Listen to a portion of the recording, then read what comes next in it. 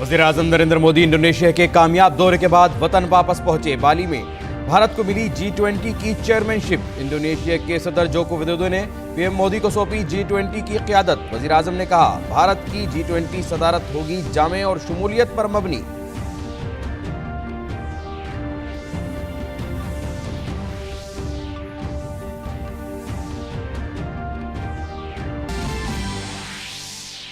बाली में G20 conference के बाद जारी एलानिये में भारत को मिली बड़ी सिफारती कामयाबी। वज़ीर-ए-आज़म के आज का दौर जंग का नहीं से मुताल्लिक बयान को एलानिये में मिली नुमाया जगह। रुकन ममालिक ने आलमी ग़िज़ाई तहफ़्फ़ुज़ को दरपेश मसाइल पर किया तशवीश का इजहार।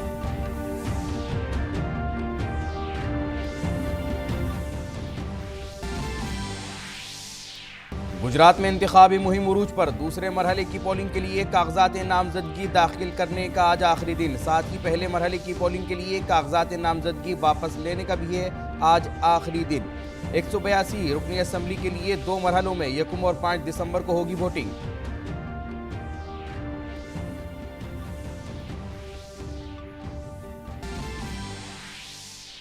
वाराणसी में आज से शुरू हो रहा है 1 माह तवील काशी तमिल संगमम। तमिलनाडु के तमाम अजला से तकरीबन 2500 मंदोबेन आएंगे काशी। प्रोग्राम से काशी और तमिलनाडु के कदीम इल्मी, साइंसी और सकाफती रिश्ते और होंगे मजबूत।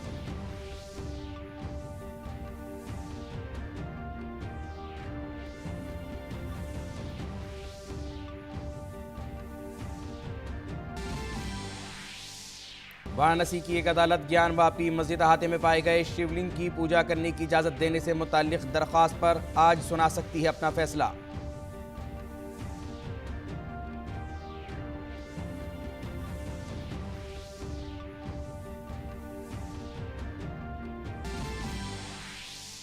अमेरिका में हिज़्ब इख्तिलाफ। रिपब्लिकन पार्टी को ऐवान नुमाइंदगान में मिली अक्सरियत, लेकिन सेनेट पर डेमोक्रेटिक पार्टी का कंट्रोल। नताइज के बाद सदर जो बाइडन ने दी रिपब्लिकन पार्टी को जीत पर मुबारकबाद।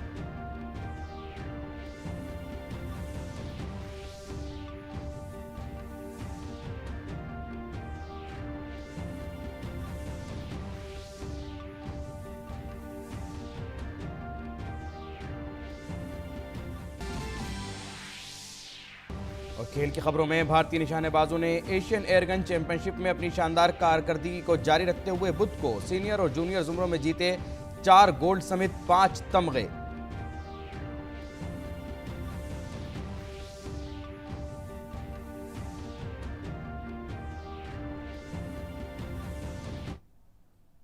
नाज़रीन आदाब, खबरनामे में आपका इस्तकबाल है और अभी तक की अहम खबरों के साथ मैं मोहम्मद नौमान। वज़ीर-ए-आज़म नरेंद्र मोदी इंडोनेशिया का अपना दौरा ख़त्म करके मुल्क लौट आए हैं। अपने इस दौरे के दौरान वज़ीर-ए-आज़म मोदी ने बाली में मुनक़्क़िद G20 इजलास में शिरकत की। इन्होंने कई ममालिक के रहनुमाओं से 2 तरफ़ा मुलाकातें भी की।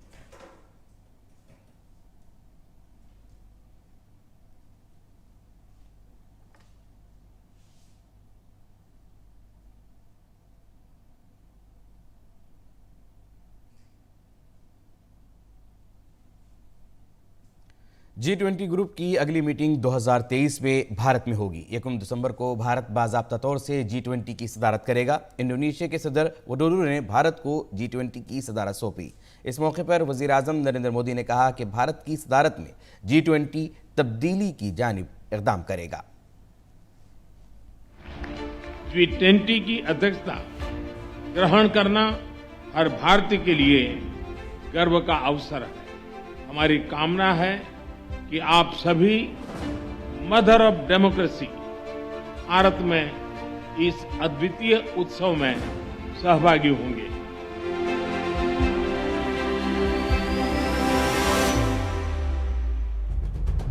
दुनिया की सबसे बड़ी 20 मईशतों वाले इस ग्रुप की सदारत मिलने के बाद वज़ीर-ए-आज़म नरेंद्र मोदी ने यकीन दिलाते हुए कहा कि भारत की G20 की सदारत शमूलियत पर मबनी, अहम, फैसला कुन और अमली होगी।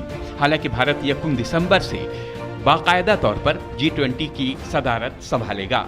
G20 का जिम्मा भारत ऐसे वक्त में ले रहा है जब दुनिया जोग्राफियाई सियासी कशीदगी, माशी तनाजुली और तवानाई की बढ़ती कीमतों और वबा के मनफी असरात से एक साथ जूझ रही है और समूची दुनिया G20 की तरफ उम्मीद भरी नजरों से देख रही है। ऐसे में अपनी सदारत में आलमी चैलेंजों का मिलजुल कर हल निकालने की पीएम मोदी की यकीन दहानी और अहम और उम्मीद की किरण बच जाती है। वहीं इंडोनेशिया के सदर जोको विडोडो ने भारत को दोस्त मुल्क बताते हुए G20 ट्रोइका के तौर पर हर मुमकिन ताउन का यकीन दिलाया।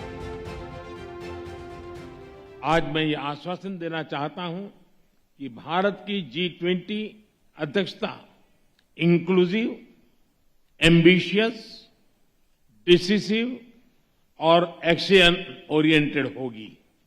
अगले एक साल में हमारा प्रयत्न रहेगा कि G20 नए विचारों की परिकल्पना के लिए और सामूहिक एक्शन को गति देने के लिए एक ग्लोबल प्राइम मूवर की तरह काम करे। I am sure under the leadership of Prime Minister Modi, G20 will keep moving forward. As a friend of India and as a part of Troika, next year Indonesia is ready to support the success of India G20 presidency. वजीर आजम ने तरक्की के फायदे को सबके लिए और शमूलियत पर मबनी बनाए जाने पर जोर दिया। वजीर आजम ने कहा कि तरक्की का फायदा को यकसा जज्बे से हर इंसान तक पहुंचाना होगा। वजीर आजम नरेंद्र मोदी ने कहा कि आलमी तरक्की खवातीन की शराकत के बगैर मुमकिन नहीं है। G20 एजेंडे में खवातीन की क़यादत में तरक्की को अहमियत देनी होगी। वैश्विक विकास महिलाओं की भागीदारी के बिना संभव नहीं है। हमें अपने G20 एजेंडा में वुमेन लेड डेवलपमेंट पर प्राथमिकता बनाए रखनी होगी। यह प्राथमिकताएं भारत की G20 अध्यक्षता की theme one earth, one family, one future में पूर्ण रूप से समाहित है। G20 के आउटकम डॉक्यूमेंट में मुसलसल तरक्की, आबोहवा में तब्दीली के खिलाफ रकम की फराहमी, मुकव्वी ग़िज़ा और कसीर जहती इदारों में इस्लाहात के वज़ीर आज़म के विजन को शामिल किया गया है। India worked constructively and cooperated with Indonesia and others towards this goal.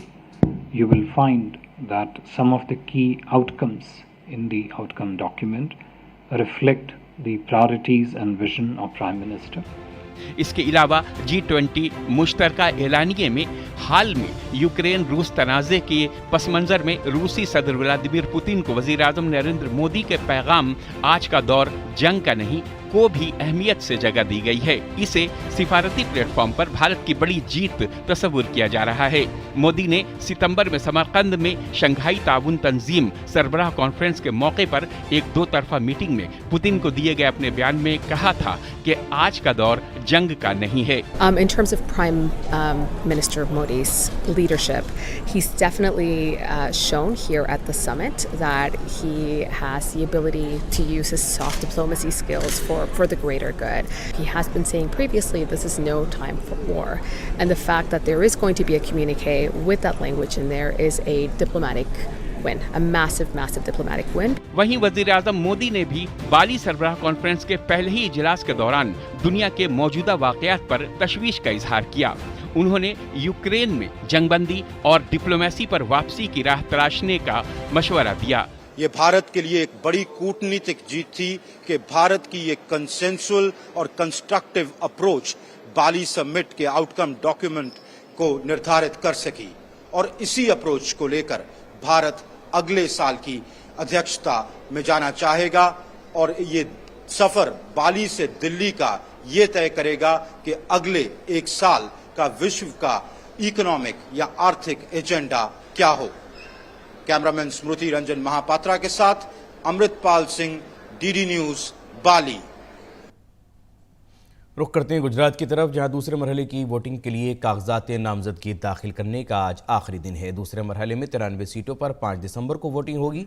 वहीं रियासत में पहले मरहले के उम्मीदवारों की तादाद का आज तयन हो जाएगा। पहले मरहले की वोटिंग के लिए उम्मीदवारों के नाम वापस लेने का आज आखिरी दिन है। रियासत की 182 असम्बली सीटों में पहले मरहले में 79 सीटों पर 1 दिसंबर को वोट डाले जाएंगे।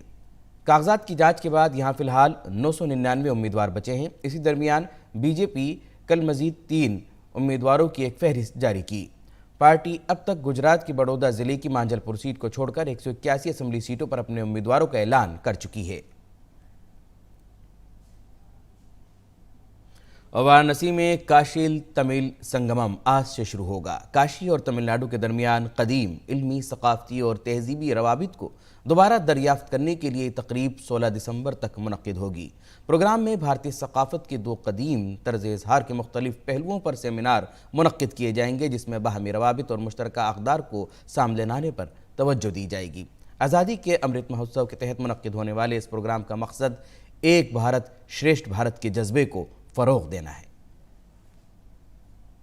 भारतीयता के अजीम संगम के लिए काशी हिंदू यूनिवर्सिटी पूरी तरह सजी हुई है। काशी और जनूबी भारत के सकाफती रिश्ते को मजीद मजबूत करने के लिए बनारस में पूरे महीने तक चलने वाले काशी तमिल संगम का इनेकाद हो रहा है, जो 17 नवंबर से 16 दिसंबर तक चलेगा।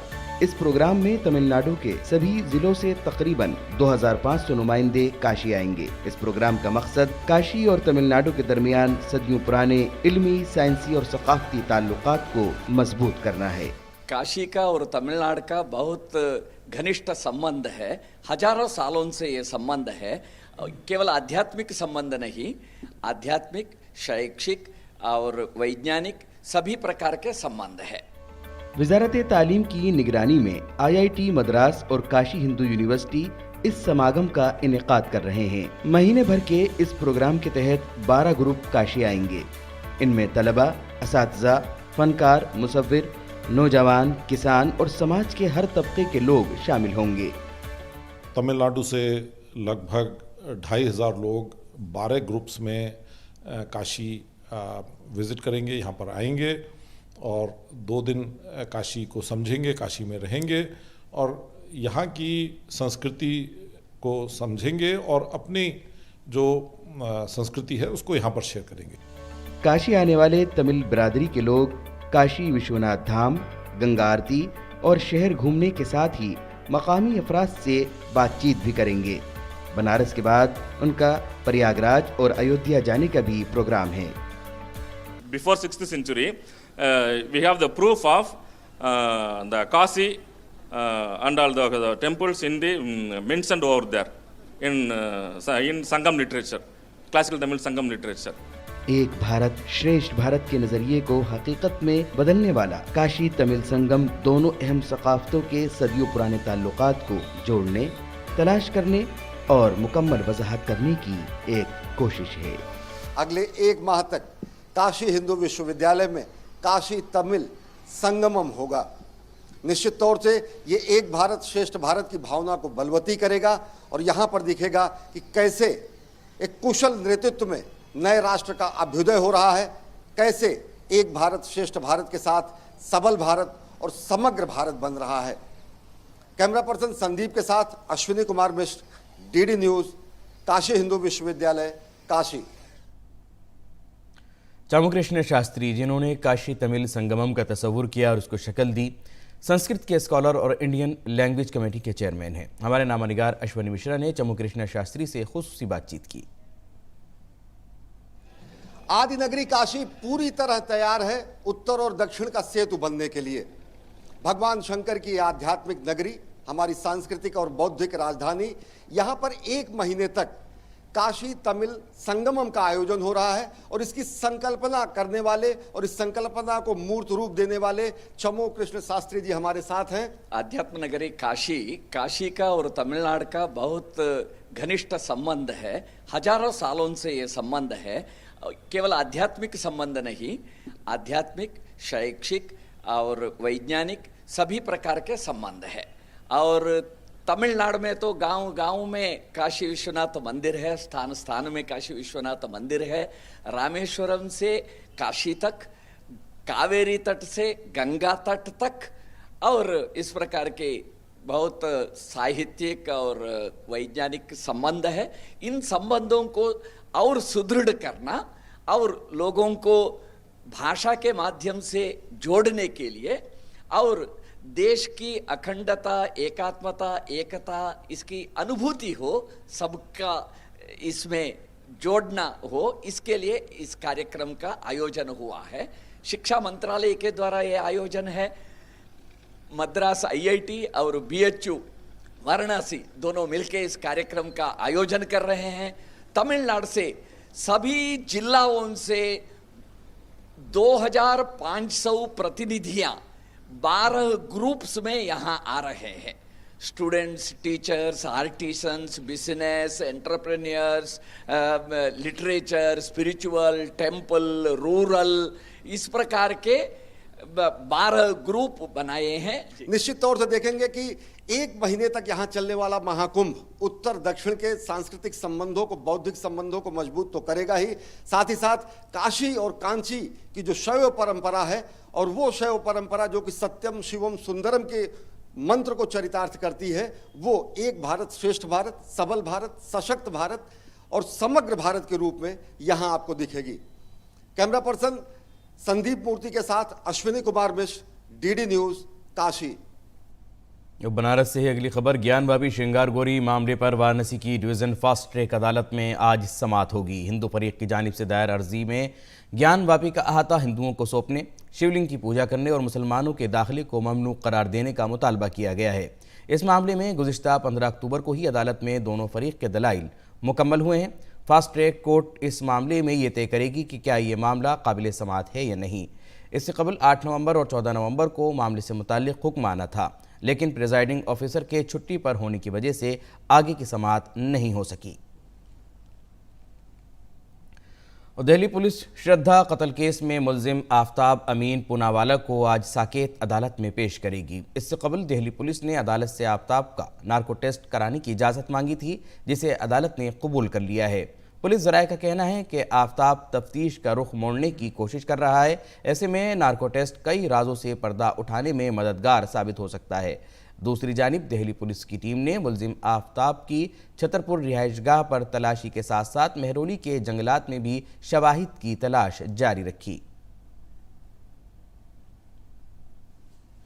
सुप्रीम कोर्ट आज जीनियाती तौर पर तब्दील शुदा सरसों की काश्त के खिलाफ दायर दरखास्तों की समाअत करेगा। हाल ही में जेनेटिक इंजीनियरिंग अप्रेजल कमेटी ने GM सरसों के बीजों की तैयारी और जांच के लिए माहौलियाती मंजूरी दी थी। माहौलियाती जांच के लिए GM सरसों के बीज जारी करने के फैसले पर कई समाजी तंजीमें नाराज़ हैं। GM मुखालिफ ग्रुप ने इस हवाले से सुप्रीम कोर्ट से रुजू किया है। शहरी हवाबाजी की वजारत ने कहा है कि फ़िज़ाई सफ़र के दौरान मास्क पहनना अब लाजमी नहीं है, लेकिन कोरोना इन्फेक्शन में कमी के बावजूद मुसाफिरों को इसका इस्तेमाल करना चाहिए। वजारत ने वाज़ेह किया कि अब हवाई सफ़र के दौरान ऐलानात में सिर्फ इस बात का जिक्र होगा कि कोविड इन्फेक्शन के इम्कान के पेश नज़र मुसाफिरों को मास्क का इस्तेमाल करना चाहिए, लेकिन ऐसा ना करने पर ऐलान में किसी जुर्माना या ताज़ीरी कार्रवाई का जिक्र नहीं होगा। हिमाचल प्रदेश के कुल्लू और मंडी ज़िले में कल रात ज़लज़ले के झटके महसूस किए गए। फ़िलहाल किसी जानी माली नुकसान की कोई खबर नहीं है। नेशनल सिस्मोलॉजी सेंटर के मुताबिक ज़लज़ला रात 9:21 पर आया। रिख्तर पैमाने पर ज़लज़ले की शिद्दत 4.1 दर्ज की गई। ज़लज़ले का मरकज़ मंडी से 27 किलोमीटर शुमाल मगरिब में ज़मीन से 5 किलोमीटर की गहराई में था। और आज भी दारुल हुकूमत दिल्ली में हवा का मायार बदस्तूर ख़राब ज़ुमरे में है। दिल्ली में हवा के मायार का इंडेक्स 249 रिकॉर्ड किया गया। महकमा मौसमियात के मुताबिक अगले 2 रोज़ तक हवा का मायार ख़राब कैटेगरी में रहेगा। इससे पहले दिल्ली में आलूदा हवा की सतह में कुछ दिनों से बेहतरी आई थी। और बैनुल-अक़वामी खबरों में अमेरिका और इसके इत्तेहादों ने यूक्रेन पर मिसाइल हमलों के सिलसिले में अक़वाम मुत्तहिदा की सलामती कौंसिल में रूस पर तनकीद की। बाइडन ने पोलैंड में मिसाइल गिरने के बाद G7 ममालिक और नेटो के रुकन ममालिक का हंगामी इजलास बुलाया, जिसमें नेटो और पोलैंड ने कहा कि पोलैंड पर गिरने वाला मिसाइल रूसी नहीं यूक्रेनी था। यूक्रेन की फ़ज़ाई दिफाई निज़ाम ने रूसी मिसाइल को तबाह करने के लिए मिसाइल फायर किया था, लेकिन रूस इस वाक़े का जिम्मेदार है क्योंकि वो यूक्रेन पर मुसलसल हमले कर रहा है और यूक्रेन को जवाब देने पर मजबूर कर रहा है। साथ ही यूक्रेन के सदर ज़ेलेंस्की ने पोलैंड पर दागे गए मिसाइल को रूसी करार दिया है।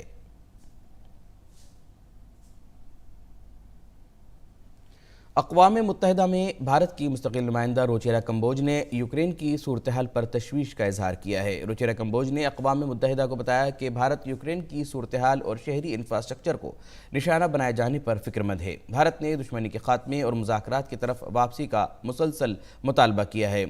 रुचिरा कंबोज ने कहा कि भारत कशीदगी कम करने की तमाम कोशिशों की हिमायत करता है।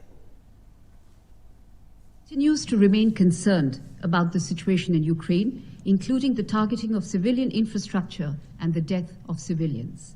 Since the beginning of the conflict, India has consistently called for an immediate cessation of hostilities and for an end to the violence. We've called upon both sides to return to the path of diplomacy and dialogue and have also expressed our support for all diplomatic efforts to end the conflict. We thus stand ready to support all efforts aimed at de-escalation. India's Prime Minister has said unequivocally that this cannot be an era of war. We hope that the international community will continue to respond positively to the call for humanitarian assistance. India has so far dispatched 12 consignments of humanitarian aid to Ukraine and stands ready to do more. Spain के वज़ीर आज़म Pedro Sanchez ने कहा कि रूस ने Indonesia में G20 सरबराह इजलास के दौरान भी यूक्रेन पर हमला जारी रखा। ताहम पेड्रो ने कहा कि पोलैंड में गिरने वाले मिसाइल की तहकीकात के नताइज आने तक ये कहना मुश्किल है कि ये मिसाइल किसने फायर किया। G20 सरबराह इजलास के अख्तिताम के बाद पेड्रो ने खुराक और तवानाई की मंडियों में बहरान का जिम्मेदार भी रूस को ठहराया। और नाजरीन, अब एक नज़र दिल्ली से शाया होने वाले उर्दू अखबारात पर।